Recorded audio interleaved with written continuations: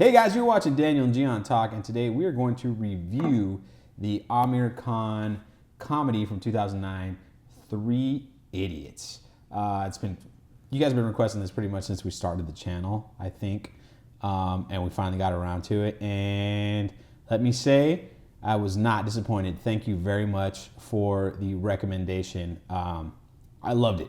I mean, we usually do a little blah blah blah BS at the beginning of the reviews, but I thoroughly enjoyed this film, and I was just really impressed with Aamir Khan's performance. I mean, his performance in that film was not a distraction like Salman Khan was in Tigers in the High.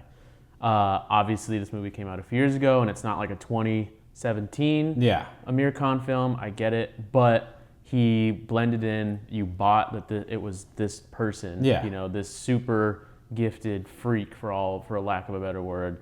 But you never, at least for me, I didn't want to say like, oh, there's Aamir Khan. He just disappeared in the role. It was Rancho. Exactly, which is important to me. I know I'm gonna get some hate again for saying that Salman Khan was a distraction, but I'm gonna explain it again. If you obtain a certain star power, it becomes pretty close to impossible to like really get away from that star power, to not see, oh look, it's Tom Cruise. Oh look, it's Shah Rukh Khan. Oh look, it's Salman Khan. Oh look, it's whatever. I mean, you have to do what Siddiqui's doing in the Thackeray film and put prosthetics on to really like disappear and like, oh okay, I forgot. Heath Ledger's an example. To this day, I still cannot see Heath Ledger in the Joker makeup. I can't see, like, it just looks like the Joker to me. Right. So, you know. It's funny what you're saying is basically he's become iconic as the Joker. No. But he's not. I'm saying when blurring the lines. When I'm watching his performance in The Dark Knight, I cannot see Heath Ledger. I mean, that's not the best example either, because I feel like Heath Ledger wasn't that big of an actor. Well, but I'm just saying, though, he was able to... my point is, though, I couldn't see beyond the makeup, genuinely. Right.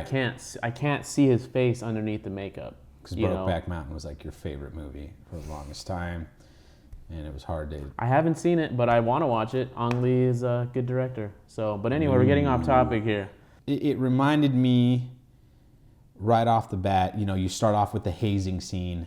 Everybody gets to school, they get to their dormitories, and the millimeter guy was a little odd. That was different for me. Like, he was just like basically a servant at school. Yeah. Like, hey, pay me and I'll drag your luggage around, I'll bring you food or whatever. That was unexpected. That's something that you don't experience here.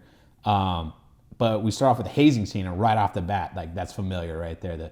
The seniors hazing the freshmen, although I feel like here that doesn't really happen. It's just in fraternities. Yeah, exactly. It's a fraternity. And maybe it was a fraternity thing because there's the engineers. They're all engineers. I was going to say, maybe the school system is built like a fraternity. Like, right. That's the whole school. Yeah. But because it's a specific thing, I don't know. Let us know in the comments. I've never been to an engineering school, so I don't know. I was in a fraternity, though, and we definitely had to do some hazing things. Not like this. Not to the point where you had to pull your pants down and, like... These are, these hazing things that we saw in this film are definitely more traditional Greek life. Yeah. What we would like to call Greek life. Yeah. Because, we can't say that who knows who came first. Well, they call it Greek life because all the frats' names are like Beta, Zeta, I know, but I'm saying, we're not saying that these practices in India didn't exist before Greek life. I just wanted to clarify. Already triggering people without them even knowing that they were going to get triggered. You're like... I'm just trying to pre-trigger warning, fanning the flames before they even start. The one thing that surprised me, though, because it's touched on numerous times in the movie, is the suicide rate. Yeah. I mean, I didn't look it up after this, after the movie, because I'm gonna take it as like someone throws. I think it was the main like dean or professor. Yeah. He basically said like suicide rates are #1 in India or something. Someone says that in the right. movie. And you see one suicide that ends in an actual death, and then you hear about you see an attempted suicide, and then you hear about a suicide. Yeah, of his kid, of the professor's son, of Virus's son. Yeah, and so it's just like that is for me, like, there's so many things that are similar to like American college movies in this film, but that one was major different, and the way like tonally the way they were able to switch to these really dark moments and then come right back to the comedy and the happy stuff was like really well done. I was very impressed. It was perfect. Yeah. I can't even say it was anything less than perfect, because when you break down the structure of the movie, it starts out happy and comical and light and just funny. You know, there's some intense moments, like when he asks about, well, why didn't the astronauts use a pencil? Yeah. And Virus is like, he didn't have an answer for him. He didn't have an answer. Yeah. But it's but he's supposed to be this hard ass, and they're supposed to take this seriously. And that's where you see he makes an enemy of him right off the bat. Right, but I'm saying though, you look at the first part of the movie, the first 20, 30 minutes of the movie, it's supposed to be light. There's seriousness, but it's also seriousness there's no real stakes here. There's no life or death. And then when he kicks the kid out, he has this guitar moment. You think, oh, he's just going to be sad and that's it. It's just because as an American, that's what I'm going to assume happens. Okay, he threw away your helicopter thing. He said it's shitty. All right, how can I improve it and move on? The next day, what am I going to do tomorrow? And it led you to believe that Rancho was going to help him save the day.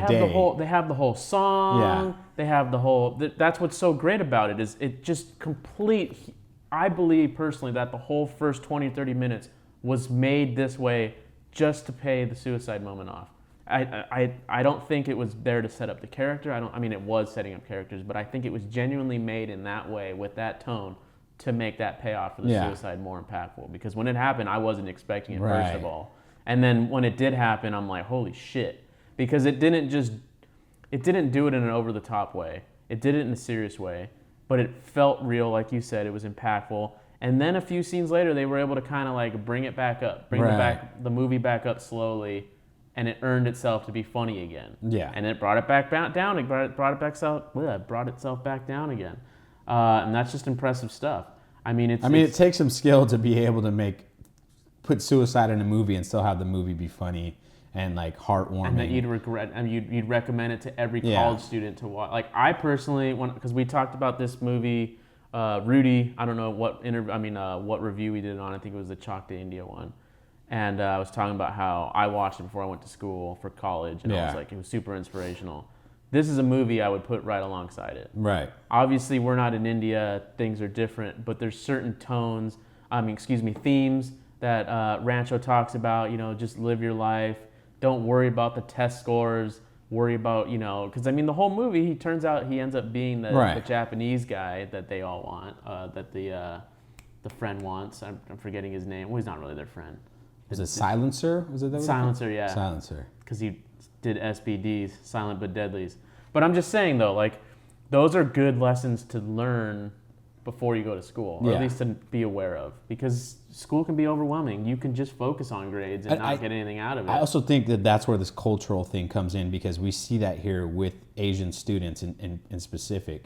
Their parents put so much pressure for them to be perfect in school that when they have that let down. If they get an A-, it's a big deal. I would like to look up what the suicide rates here in America are for college students. I'll look it up. By demographic, because I feel like white students don't really go through that. I met a lot of kids You need to use my laptop. Go ahead. Part of it's just socioeconomic. If your parents have money, you don't really care as much about getting perfect grades, because as long as you get your degree, you have a backbone. Yeah, someone's going to hook you up with a job or something. You have a backup plan at all times. That's not backbone. And I see it now. I know people whose kids just started school and they got a 3.1 in their first semester, and they're like, whatever, that's fine, that's good enough. Whereas other families would be... 3.5 for me, my family was great. Right. So you wanted to look up suicide rates. So it says, according to CDS, College Degree Search, suicide rate among adults 15 to 24 has tripled since the 1950s. 1,100 suicides at colleges per year. That's 7.5 students per 100,000. 1 in 12 have actually made a suicide plan at some point. And then it says 1.5 out of every 100 have actually attempted suicide. 2 times as many young men, 20 to 24, commit suicide compared to young women.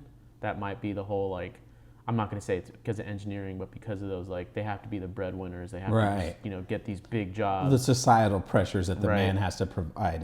In the past 50 years, suicide rates for those age 15 to 24 have increased by 200%. 12 people aged 15 to 24 will commit suicide today. That's one about every 2 hours. Caucasians are twice as likely to commit suicide as African Americans.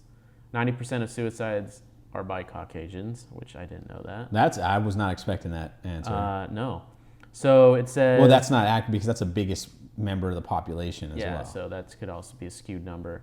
Let's see. Native Americans have the highest suicide rate among all 15 to 24-year-olds. Again, this is America statistics. Yeah. Asian American women have the highest suicide rates among women 15 to 24. Men commit suicide 4 times as often as women. Women attempt suicide 3 times as often as men. That's interesting. So women try to kill themselves more, but men actually do kill themselves more than women. And that just might be like the way they try to go about it. Like maybe women try to... Like a man's like, I'm going to just shoot my face off. They're going to shoot themselves in the face, or they're going to... Jump off a building. Jump off a building, or they're going to hang themselves while women take pills, or they try to like drink themselves to death and somebody finds them instead. Let's see. Campus. God, I cannot talk today. Campus stress producers: competitiveness, tuition, acceptance rate, campus crime, economy. 5 most stressful universities: Northwestern, Harvard, Columbia, University of Pennsylvania, and then Washington University, St. Louis. Apparently, the highest. I mean, I can keep going with these statistics. Yeah. There's a lot of them, but well, it's a problem here in the United States as well. Like that's. It's sad because school's not that important. Yeah. It is, but nothing will end your career if you're a student unless you murder someone, unless you rape someone, unless you do something like that would truly tarnish your image. Unless you're Brock Turner. Brock Turner, yeah, and then even Brock Turner's gonna make it out fine. Yeah. Because of who his parents are and stuff. But I'm just saying, like, nothing's life or death. It is life or death. That doesn't mean you can't dick around. Yeah. But your life is so long. I feel like maybe this is just privilege talk. I don't know. Yeah, well, maybe. It could be. And I'm not privileged by any means. It's a different situation where we're here in the States. If you mess up in college, if you don't get straight A's, it's not going to affect you as much. You can still. The only difference that happens is you don't get into the grad school you wanted to get into. You get into another grad school that maybe is not. Or you meet someone like Gian and he convinces you to not go to grad school. Exactly. 9 times out of 10. Because that's what happened to me. I already had my plan and everything, and then Gion's like, why? Tell him the story. Tell him why you wanted to go to grad school. I don't remember. You'd have to tell him. I don't remember. Daniel wanted to go to grad school because he had a teacher when he was in elementary school tell him that he was never going to be anything. And he was never going to graduate. I wanted to be a doctor. Well, I wanted to get my doctorate. You could still get your PhD. My eighth grade teacher, yeah, she told me that we wouldn't amount to anything, like any of us, just nothing. And so when I found out she died, I wanted to like go to grad school and then leave my shit on her gravestone, just be like, "Fuck you." That's what I call spite. Well, I mean, it's kind of true though, because it's like, why would you tell a developing child this stuff? How many Mexicans were in your class? 2. I was one of them. And was it like directed just towards the Mexicans? No, it was everybody. Okay. Well, then maybe it was a motivational. It was supposed to be. But anyway, we are not talking about the movie right now. I mean, that's the heaviness of the movie. That's like the heavy subject matter in the movie that will lead to these different conversations. I mean, there's so much good stuff in this. I really love the wedding crashing. I love the whole little. I enjoyed the games he was playing to convince his future girlfriend, wife, whatever she ends up becoming, that like the asshole that she's with is an asshole. Right. Because, like, oh, he just needs that little curry or whatever it was to just throw it on the shoes. Because he's going to say, oh, they're $300 shoes, which is totally something I would do. Mint sauce. 100%. Yeah. Because... What do you call them? $signs or something? What? He called the guy $sign, or he called him price something. But the point is, though, it's like... I think she knew that the guy was not... She was skeptical. Yeah. And then when she continued to see these things, like the watch, he had a $100,000 watch or whatever it was, and then she lost it, and she just started getting... Right. I mean, like I said, someone who has no money If I just bought you a $100,000 watch and you lost a $100,000 watch, I'm gonna get pissed too. Right. Don't get me wrong, but that guy clearly went too far. You know, it was ludicrous. It was stupid. Not that the movie was stupid, but his character. Well, it was a character moment where and you hate him. You yeah. hate that character. You want that character to lose his wife. Right. Which actually kind of fiancé, surprised me that when we revisit them 10 years later, that's the person she's going to marry. Doesn't surprise me at all. I that's felt like realistic. 10 years later, though, that's the thing. That was kind of weird. True, and that you mean they probably would have gotten married in 10 years? They would have gotten married sooner than that, you know. Oh, I thought you were commenting on like the fact that they ended up back together. Yeah. Because that to me is not absurd if they get back together. But over 10 years and they haven't gotten married yet, yeah, I can see your point. Especially when they were basically so close to getting married. But I mean, that's a stretch. It's a leap. That didn't bother me. I'm just trying to. The wedding crasher thing was funny. Just a little like the little fun and games. That's what we call it. The fun and games is worth it. I mean, there was a lot. Towards the end, the movie started to feel a little long. Like the whole baby scene. It worked 100%. Like I felt like when the baby wasn't breathing, I'm like, oh shit, man, well, this freaking just killed the baby yeah, too. I was like, yeah. And normally I know that like, okay, JK, that we're not gonna kill but the. It didn't look like. It felt like, oh man. And that was the plant that like you didn't really think about. They planted earlier, 20 minutes before they plant. You know, he says all is well and the baby kicks. Right. And you'd think nothing of it. You know, you just think, oh, he's been saying it all movie, so that was just a gimmick. Which is funny because they say that, let us know, because they mentioned the name in the movie, but I don't know if like that's the exact one. But let us know who started that, because in Tigers into High, there was a character. Said all is well. And he was like a chubby fat guy, and he was the comic relief, and he would do the same thing. Like, maybe he's just a big Three Idiots fan. Maybe. I don't know. Let us know in the comments. But that was something in Tigers in the High where like every time he would be like the situation would get increasingly worse and he would just be like all is well. And everyone would know that that's a funny, like that was supposed to be funny. So maybe that's just something very common in India. Let us know because this is the second time I've seen it. And speaking of plants and payoffs, Daniel's got a little cutaway segment talking about that in films. So check this out right now and we'll be right back. All right, guys, and on today's episode of The Cutaway, I am going to be talking about plants and payoffs.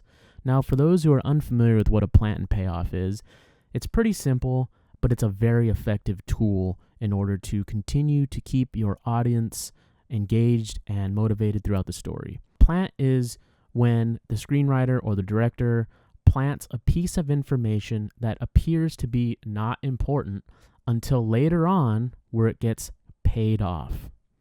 Now, in Three Idiots, this is used numerous times throughout the film. And that's one of the great qualities about this film is it juggles its plants and payoffs extremely effectively. Now, very early on in the movie, when we're introducing Virus's character, we learn that he loves to be very efficient with his time. And we find out that he is, in fact, ambidextrous. He can definitely write with both hands in order to save time. Now, this is a plant. Because at first you assume that this information is not very important because, like I said, it's just to reinforce the fact that he likes to be very efficient. However, the payoff is when he reports that Farhan and Raju have both fallen into bad company by befriending Rancho. Now, this payoff is very subtle and doesn't affect the overall story, but it allows the audience to be engaged in a different way because now we can recall the fact that he, in fact, can write with two hands. Because if you didn't have that plant, that very early setup, if you were to just write these letters with two hands, you would just see something very over the top and extreme, and it would make no sense. Not extremely significant, but it's a callback to an earlier setup. Now, moving this train right along, we're coming to Virus's power inverter, the one that Rancho invents on the spot at the wedding that him and his friends are crashing. Now, like I said, initially Rancho comes up with this idea on the spot in order to make it seem like he knew what he was doing and to impress everybody. And the movie basically forgets about it. Now, the first time we see this device, it's been created and it has Virus's name on it, and Pia throws it to the ground and presumably destroys it. Now, the real payoff to this device happens at the very end of the movie when the baby needs to be delivered and there's no more power because of the monsoon. And when Rancho brings up the idea that he has this inverter, we immediately remember the idea that it can be used from car batteries. And when we in fact see Rancho save the day with the device, that early plant of him creating the device is completely paid off in this moment. And like I said before, it's very subtle, but it's very effective because it re-engages the audience once again, because now you're like, oh yeah, I remember that device. Of course he's going to save the day with that device. Yes! And you're happy, and you just want the good guys to win. And in this case, they do win. And finally, my favorite payoff of the film, which some would consider a plot twist, and I would happen to agree, but it's still a payoff nonetheless. It deals with the character of Silencer as well as Rancho, who ends up being the individual that Silencer has been chasing for this big blockbuster $1 million deal. And that's the twist of everything, because yes, there's a plant and a setup that you're continuing to follow Silencer as he kind of wants this ultimate payoff to all of his success, quote unquote. But the real payoff to this, it's not that Rancho ends up being Wang Du, it's the fact that Silencer chases Wang Du with his pants around his ankle, because it ties up the entire film. As the film ends, you literally see Silencer pursuing excellence in the form of Rancho and his friends, and success, the quote-unquote successful person, will follow you with their pants down. And it's because of this plant early on, Rancho's ideology that you need to just be good and success will follow you, is ultimately the last payoff for the entire film, because we are now seeing his words come to life. Everyone around him just did their best, and their lives turned out to be not so bad. And what happened? The people who want success chase you, because Silencer represents the word success in this payoff. And with that, guys, let's get back to this review. How did you feel about the narration? Like that choice to use the narration of over these flashback scenes and cutting back and forth between. I thought it was fine. I actually liked the cutting back and forth. I liked their moments, like and I'm forgetting his name, Rancho's friend. I think the narrator. Farhan. The one who lived in the poor family and everything. No, that was the other one. That was Raju. Raju, yeah.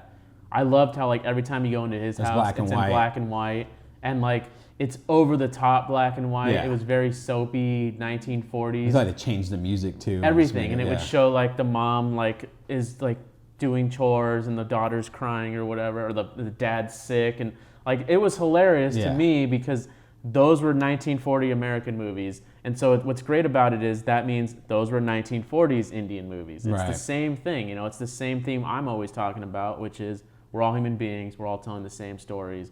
Who did what first doesn't really fucking matter, because at the end of the day, we're still doing it, So that's why it worked for me. Those scenes are hilarious. The narration didn't bother me because, you got to find out some information somehow. And if they if they did the show don't tell, the movie's going to be 4 hours long. Right. So, what did something bother you about the narration? No, nothing bothered me. I just found it I'm never really a fan of narration, but it worked in this for sure. I think it wasn't a crutch so much. No. It was done well. It was used sparingly, and when it was used, it was just used to fill in the blanks or to move time ahead or whatever, which I think is important. And then I want to make an announcement here. A lot of you guys said that this movie will make you cry. And I was, that's always an exaggeration, but there was a scene in the film where I did tear up a little bit, and it was when Farhan goes to his dad and tells him they bought the laptop. He tells him that he's quitting engineering school because he wants to be a photographer, and he has this interaction where it's just like going wrong, and then he shows him the picture of his parents in his wallet and saying that I will never commit suicide. Like, I just want to make you guys proud, but I need to be happy as well. And his dad finally gives in and breaks down and supports his son. And that for me was that really touched me. It was a really cool, heavy moment that I don't know. I'm not usually one to get emotional. I feel like I have been lately because I'm a dad now, and maybe I'm relating to these things a little more than I would have in the past. But it was a beautiful scene for me, you know. No, it was good. Then the one part that you missed is he said he's going to buy him a camera. Yeah, well, yeah, he's going to exchange the laptop. Can I exchange a laptop for a camera? Which is important, and it's. So same thing for me. That and then the baby. I thought the baby was going to die. Yeah. I thought the baby was dead. Well, the baby did die. Yeah. And then it was a heavy scene. And then it was like, and that's where you got the payoff of that, of the baby kicked when it was right, exactly. Well. And that could have been cheesy, but I think they did a really good job of making it like a cool, because it was a little cheesy, but it was cheesy in a good way. Well, he's using a vacuum to pull a baby out, you know. But it also shows the ingenuity of these characters. So it's that's a real thing, though. Like no. I'm not saying it's not. I'm just saying you could have made that a joke. Yeah. I mean, it looks like he's plunging a baby out, and regardless of how true or not it is, based on like how humorous all these guys are, and like they're always doing these weird inventions and stuff like that, you're gonna there's inherent comedy to it, but they played it down in the right amount too. But no, that scene with the father-son is great. I mean, they talk about, there's a lot of talk about father-son, father-daughter. That parental like division is definitely present, because it also there's a scene where Virus talks to, I think it's Farhan, about, my son died on a Monday or on a Sunday. I was back to work on a Monday. There's that, which was like crazy. He was in denial about his son's death. He thought he just got hit by a train which is ludicrous. Yeah. But what I was gonna say is there are people out there like that, though. No, I know. That's why I believed everything. Yeah. I love Virus's character from A to B, his whole arc, everything. His lisp was funny. His lisp was hilarious, but it also was that extra character touch that made his character unique and different, and not like every other superintendent, not like every other boss, or. I mean, one of my favorite lines was, "Your mom must have been beautiful. How do you know? Because I've seen your dad." That's a roast. Yeah. The roast master. But what I was gonna say is, he talks about, Farhan's parents, they make $50,000 a year or whatever. So and so makes $50 million a year. Yeah, he just started knocking and then the zeros off. And you're at $5,000 a year, and you want to go dick around with Rancho. Yeah. How are you going to afford, like, blah, blah, blah. He's basically telling them that this guy can do whatever he wants to because he's got the financial backing. But it's true, though. But what he was saying, though, is true. You know, when you don't have anything, it becomes harder for you to mess around. You take less risks. You can take less risks. And it's a reality, which is what I personally enjoyed about that scene was. And it's a societal commentary. Like, it happens here too. Like, a lot of people, we want to give rich people a lot of credit for becoming inventors or coming up with these businesses and stuff.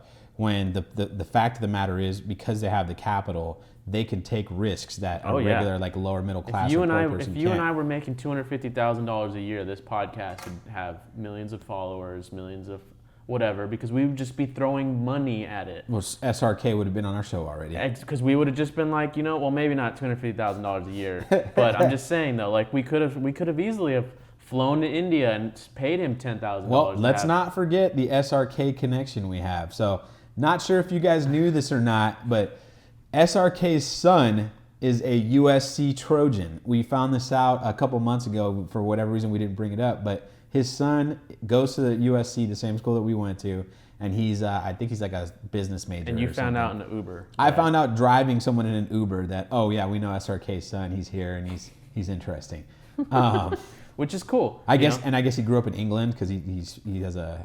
Or he went to school in England. Money? No, well, I mean, he doesn't. His accent, he's like. Oh, he has a. He's posh. He speaks very posh because he went to school in England. And hey, man, that's cool. Yeah. More power to him. But anyway, no, I just think it's a good commentary. Yeah.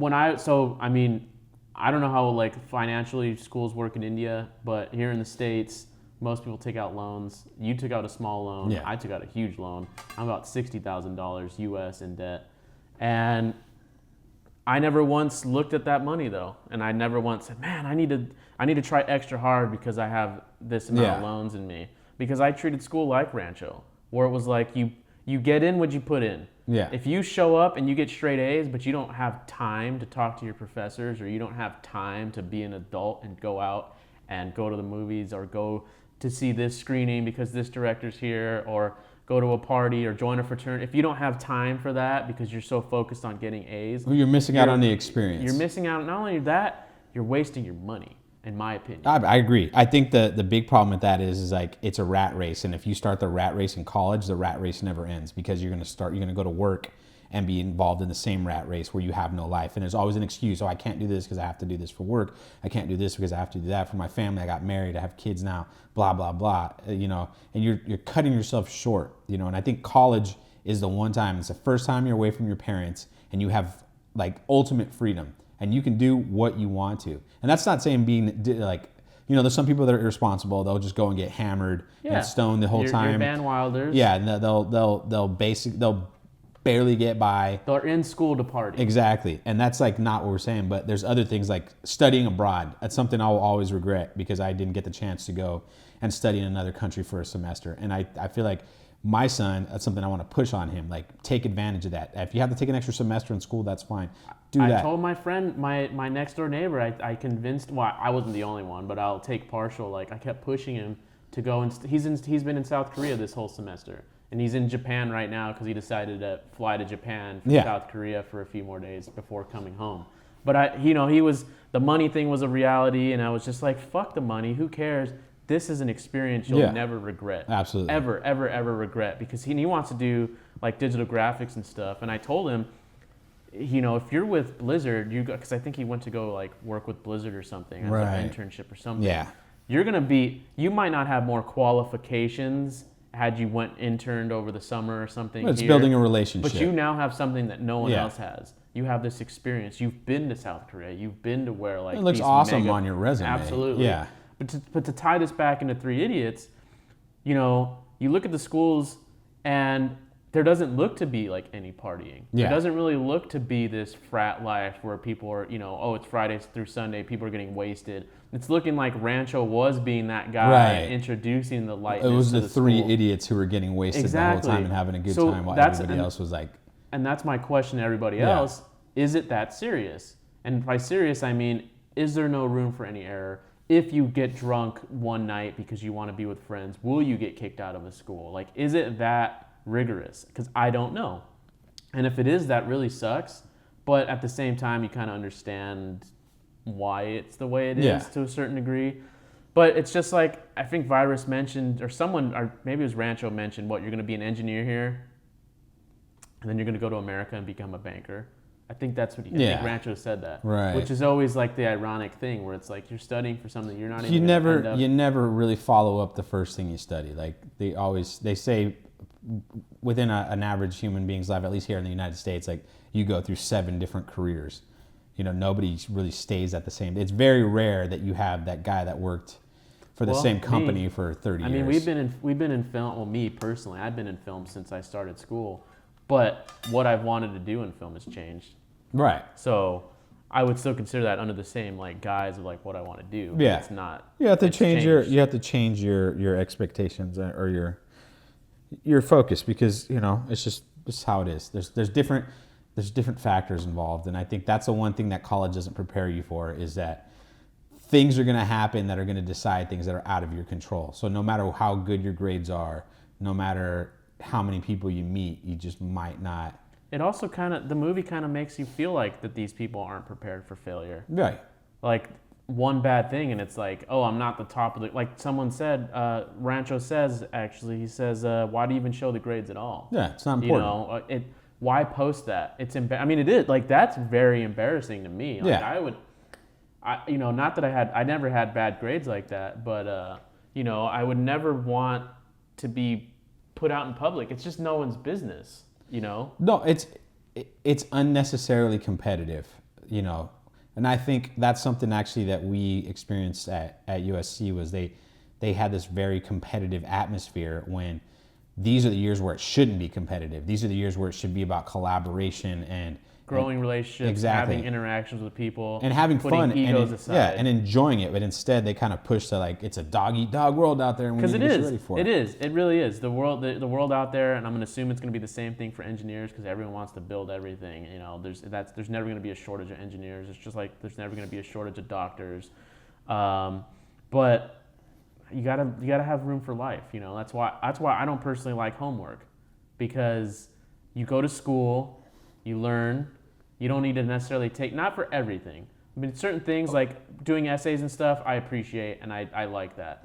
But doing 2 + 2 and we got to do these math problems over and over again. It's when you're not going to be a math-related career. Somebody told me once that college is basically just proving to employers that you know how to take direction. And that's really what it comes down to. Like all these assignments and stuff are not necessarily to learn as much as they are to like basically build a discipline in your head that you're able to take directions from people that maybe people in high school that couldn't make it to college don't have that same discipline. Yeah, no. So that's like, because I went back to school at a later age, like it was like every single general ed class to me it was all horse shit because it was stuff I already knew and it was like I just knew unnecessary. And I guess if you're 18, you just left the house, maybe it's good for you to know about like Native American history in New Mexico, you know, or whatever, like you know the Mesopotamian art, you know, that you need to take as a required class or whatever. Like it's not because they're trying to open up your mind because you've been so focused on one thing as a kid and now they're trying to make you an adult. Because you're just taking the same classes you took in high school. Yeah. I mean, this is a universally praised film. Just to go back to Three Idiots. I mean, I don't question this at all. I'd actually like to talk to people who didn't like it. I mean, Spielberg. I'm reading something on Wikipedia that I read after I watched the movie. I'm going to read it to you too. It says, in 2013, renowned Hollywood filmmaker Steven Spielberg praised Three Idiots, which he had seen 3 times, and said he loved the emotional undertones.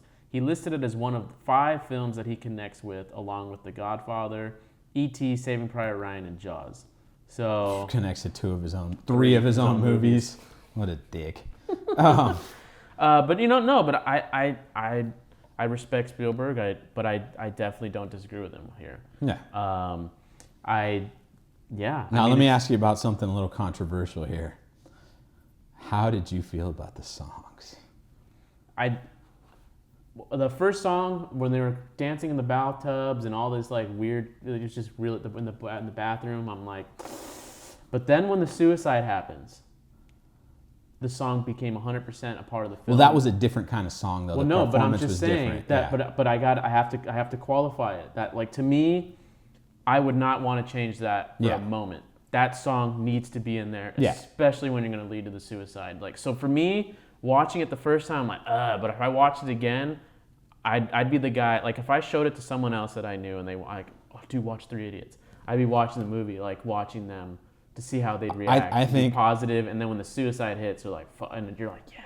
I think when Raju jumps off the building and there's that whole montage with the music, that's perfect. That's like necessary. Well, that's your normal. Yeah, and that works. Music montage. The songs I'm talking about are All Is Well, where they're in the shower and they're like passing buckets around. That's the one that's. What I thought you were talking about the guitar little interlude.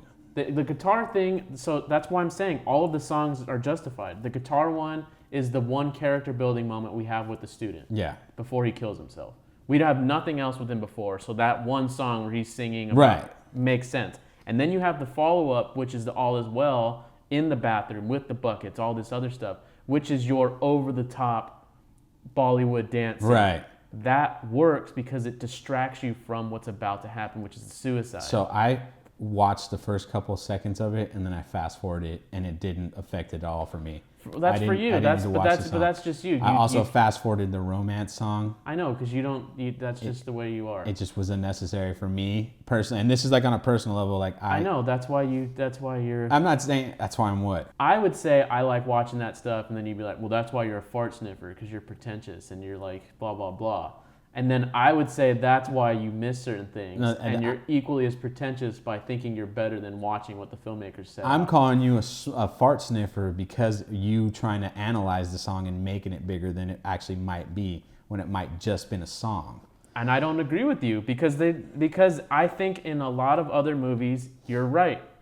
In Ek the Tiger, there's a scene with song and dance, and it was supposed to be thumbs down, thumbs down, it was thumbs supposed down, to be thumbs down. Salman Khan, or excuse me, Tiger. It's in his head. That's how they play it. They're like, oh, it's the fantasy scene, and then he gets out of it, and it was supposed to be fake.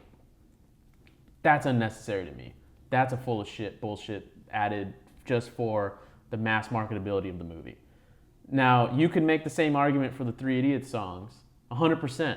But I would counter and say that they're there for setup. There's logistical and like reasonable explanations for why they're there. One is, like I said, character moment with the kid when he's playing guitar. We have no other character. I don't have an moment. issue with that song. So no, I'm just saying. I'm gonna break down. So that song, 100% justifiable. The second song, by itself, I can't justify it because it feels like every other song. But when you put it in the context of what it's about to set up in terms of a distraction, and you kind of leaving you lighthearted, and maybe you roll your eyes, maybe you think it's absurd, because that's what I was when I was watching it. I'm like, oh come on. I was so into the movie, and now we have to watch a song. But I think the suicide was set up earlier in the film when he's like, there was another guy just as bright as Rancho. I'm not saying it wasn't not set up. I'm saying it all built up. It was just this continued layering, and it was a distraction. It was 100% a distraction because it was so happy. The song was so upbeat. All is well. All is well, the title, it's just set up. And maybe I am reading into it too much. I don't know. But that's what I felt. That's why I loved it so much. Because when the suicide happened, I'm like, fuck. I mean, it's also the promo song. It's a promo song in the trailer. I don't remember the trailer. Yeah, in the trailer, that's like the one song that's in it the whole time. But I'm just saying, though, when I watched it, I had to pull out my phone and write a note saying, like, I have to talk about how great that was. Because to me, it was all, like, that was end of Act 1 when he commits suicide. Everything up was leading up to that one moment. And then, because the world for everybody changed after that. Because it became real. Like everything became real. And then the second song, which is the romance song, which reminded me of and I mentioned this in the trailer, I know for a fact, like older Hollywood style films, theater productions, where you have like fantastical elements, like they're walking across a bridge and there's a moonlight, but you can clearly tell they're on a stage. Like it's not supposed to be realistic, right? That's to me, that's the love moment, whatever. That's something if you skip, you're going to get it. You understand that they're falling in love. I can't really justify that other than that.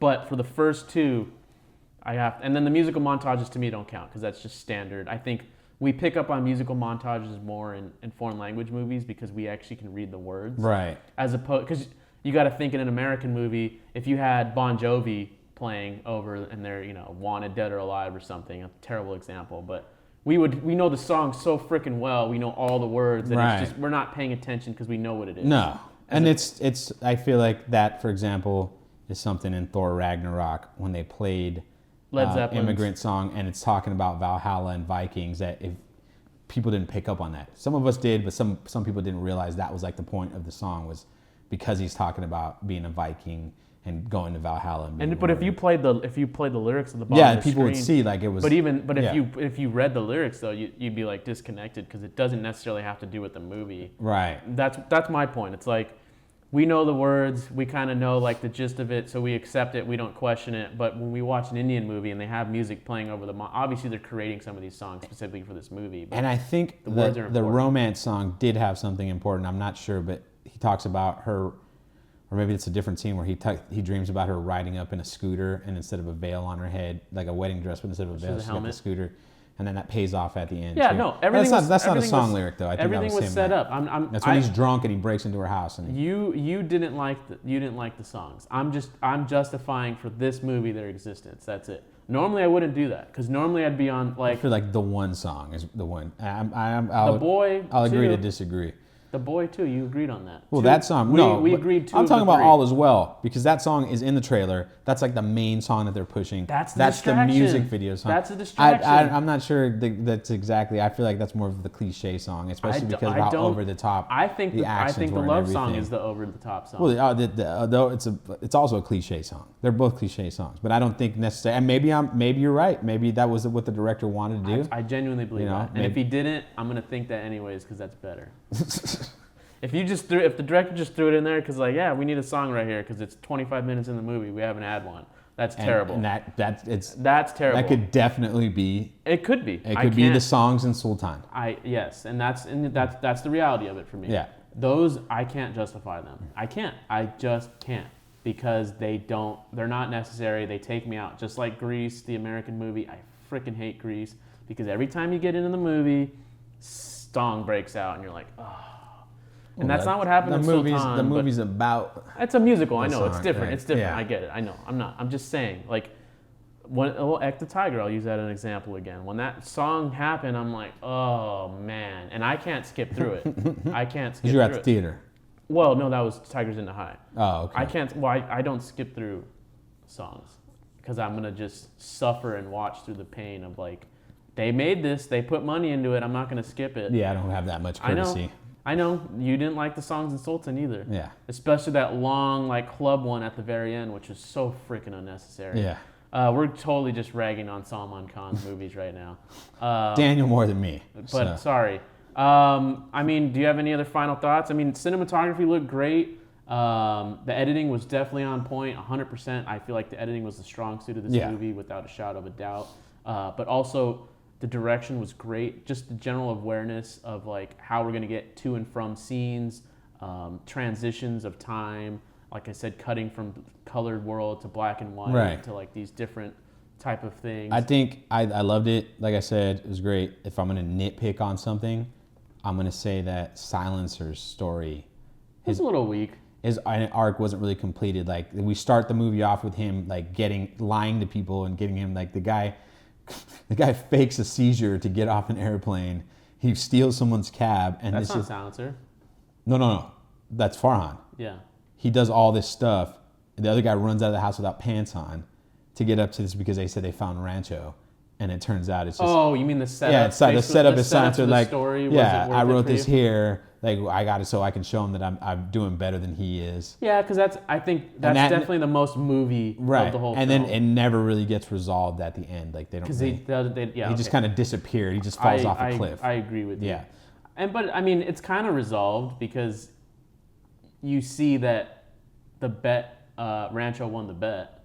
Yeah. He is better than the other guy. Right, but we don't really see... And then we tie the theme of the whole movie. Success will chase you with your pants down or whatever. Right. Which is what he was doing at the end of the movie. Which I feel like is a weird way of making it work. You know, how... you can't be any more on the nose than to literally show your theme as a message, and then to actually show that like one of the characters actually chase success with their pants down. Right. I mean, and actually have it work. And not feel like, eye rolling. But I know what you're talking about though, because I was like, that was a weird. It felt really serious. Right. And then we kind of find out that Silencer is kind of He's just a clown. Yeah. He's not very serious. So no, that's gonna do it for me. I'm gonna say one thing. Just we didn't really touch on it, but one of my favorite scenes is the paralyzed dad in between the girl and Rancho on the scooter going to the hospital. Yeah, that was hilarious. Like that was like. It was creative. It was funny. It Yeah. reminded me of what's the movie? License to Drive. Oh. Is that no? Is it Weekend at Bernie's where they're moving the dead guy around? Yeah. And then they're dressing him up to make people think he's alive. But obviously the dad wasn't dead. But Yeah. that was a powerful moment too when he saved the dad. There's a movie License to Drive where the kid doesn't get his license and he lies to his parents. He gets his license because the computer's shut down, so everybody thinks he got his license. It's Corey Feldman and Corey Haim. So he's driving around on an illegal license, and then it turns out like they find out that he was like driving without a license. His parents are pissed off, but his like sister or his mom is going into labor, so he has to drive in reverse the whole way to the hospital with his mom like screaming in the back going into labor. I don't know why I remember. It was just like a real over-the-top 80s scene, and it was kind of that same. And I like these 80s comedies, so I think... No, it was definitely tonally lighthearted but serious. That's what I'm saying. Yeah. It juggled the tone perfectly. I Yeah. never once was thrown off by the tone, and that's something that happens to me often, and I don't like it. That's the one thing I hate like about Iron Man 3. We always talk about it. Tonally, it was like back and forth. You just don't... Well, yeah, but that's because of the tone. It was inconsistent. And this one could argue that the tone was inconsistent, but the inconsistencies... It worked. They've just blended together. Right. You were able to swap one without, into the other one. But well, let's do a rating then. Yeah, what do you give it? I'm going to give this a 9 out of 10. I think it was very good, excellent movie. I feel like perfect movies don't exist, and if they do, like that's just another echelon that, that's close. I think it's really good. I will show this to people. I will watch this with people. I might have to go and pick up the Blu-ray instead of doing the devious ways that I did to watch it. No, I would definitely add this to my collection. And I think it's not. I like these films when it doesn't matter what country they were made in. Like it's just. I think this one definitely matters that it was an Indian movie, but there's themes that transcend. What I mean, Indian like culture. I can watch this and like relate to so much That's stuff. what I'm saying. in It transcends. It's very. It's transcendent. Very That's the word I was looking particular for. Indian Yeah. culture, but it transcends that because there's a human story to it. What do you give it? I'm gonna say it was the 10 of 10. Okay. It was. I have gripes, so I could say 9.5 out of 10, but I'm not going to because, for everything that I didn't like, It redeemed itself. it ended up redeeming itself. Right. For every moment where I was like, oh, this is too long, like with the whole baby delivery thing. But no, you need that scene in order to change Virus's character. Right. To have him give him the pen at the end, and to say you're wrong about the pencil and the reason why you can't have the pencil is because the lead will get everywhere. And like that's a valid explanation. Right. It made everything make sense. It was petty in a good way. It was, and it just, everything paid off. And I definitely also felt a little weird when it was like September 5th, and like that was too on the nose. It was too out. But like I said, everything paid off. That's why this week I did the whole plant payoff thing, because everything that was planted was paid off. And in order for you to have that work consistently for freaking 3 hours, that's an accomplishment. For you to not be like, because you can only have so many payoffs in a movie before you start to roll your eyes.